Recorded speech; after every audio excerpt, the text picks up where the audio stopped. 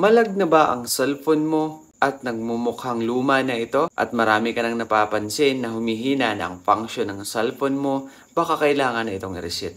Gusto mo bang malaman kung paano i-reset ang cellphone nang hindi nabubura ang mga files nito, lalong-lalo na yung mga photos at private photos mo or videos mo? Kung gusto mong malaman, isundin mo lang ang video na ito. Para masundin mo na maayos, click mo muna yung follow button sa tabi ng pangalan ko para lagi kang updated sa mga susunod ko pang tutorial. Una po is pupunta ka po sa settings ng iyong cellphone at dito po sa iyong settings, scroll mo lang po sa ilalim, hanapin mo lamang po dito yung additional settings.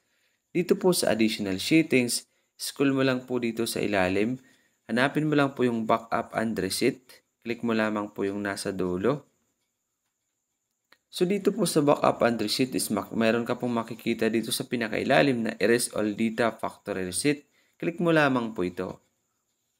At dito po meron pong nakalagay na reset network settings, reset system settings only, erase downloaded app under data, erase all data, erase contact and call log stored on this phone, erase images and MMS messages stored on this phone. So ang pipiliin mo lang po dito is reset system settings only. Ayan, ibig sabihin po dyan is yung system lang po ng cellphone mo ang i-reset dito at wala pang mabubura na kahit na anong file sa loob ng iyong cellphone. So click mo lang po itong reset system settings only.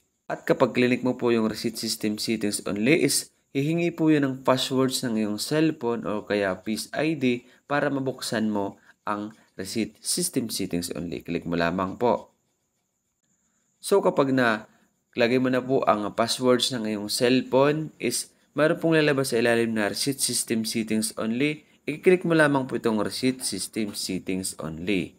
Sa ganung paraan is na-reset na po ang iyong cellphone at mag-off po ito. Din pag open po nito is na-reset na po ang system ng iyong cellphone. At kung nagustuhan mo ang videos ko kaibigan, pakishare naman ito para mas makaalam din po yung iba kung paano nila i-reset ang kanilang cellphone.